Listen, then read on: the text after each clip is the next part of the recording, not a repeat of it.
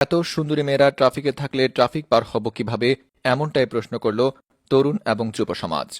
তারা বললেন, এতদিন ট্রাফিকে থাকত ট্রাফিক পুলিশ, তাই তো তারা ট্রাফিক পুলিশের ভয়ে দৌড়ে পালাত। কিন্তু এখন দেশ স্বাধীন হওয়ার পর ট্রাফিকে পুলিশ না দেখে এত এত সুন্দরী আপুদেরকে দেখে মন চাচ্ছে বারবার লাইসেন্স এবং হেলমেট ছাড়া তাদের হাতে ধরা দেই।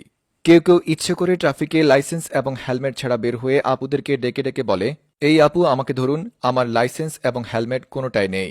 তাই তো সুন্দরী আপুরা ট্রাফিকে যেন না দাঁড়ায়, এ ব্যাপারে সমন্বয়কদের দৃষ্টি আকর্ষণ করছে যুব সমাজ। কেননা ট্রাফিকে সুন্দরী আপুরা দাঁড়ালে তাদেরকে দেখতে দেখতেই কখন যে সবুজ বাতি পার হয়ে যাবে তার কোনো টেরই পাবে না। ফলে ট্রাফিকে সৃষ্টি হবে বড় জ্যামজট। বিস্তারিত দেখুন নাজমুল হাসান পাপনের রিপোর্টে। যে ট্রাফিক পুলিশের ভয়ে একসময় যুব সমাজ দৌড়ের উপর থাকত, পলাতক থাকত, সেই যুব সমাজ এখন ট্রাফিক পার হতে যাচ্ছে না। কেননা একসময় ট্রাফিকে থাকত কিছু পুলিশ, যে পুলিশগুলো ছেলে মেয়েদেরকে ধরে ধরে লাইসেন্স এবং হেলমেটের বিনিময়ে তাদেরকে মামলা টুকে দিত, কেউ কেউ আবার টাকাও নিত।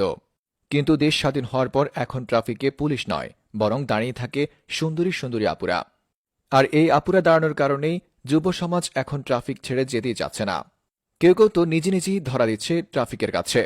তারা বাড়ি থেকে ইচ্ছে করেই হেলমেট এবং লাইসেন্স ছাড়া বের হয় এবং এসে বলে, এই আপু আমাদেরকে ধরুন, আমার কাছে লাইসেন্স হেলমেট কোনোটাই নেই।